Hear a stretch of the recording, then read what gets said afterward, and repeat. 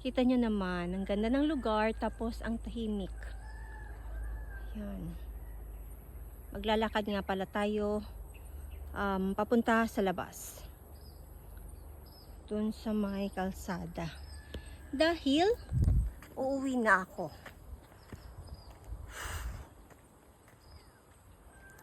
Tahimik ng lugar. Pag ganitong oras, ang sarap talagang mag-siesta.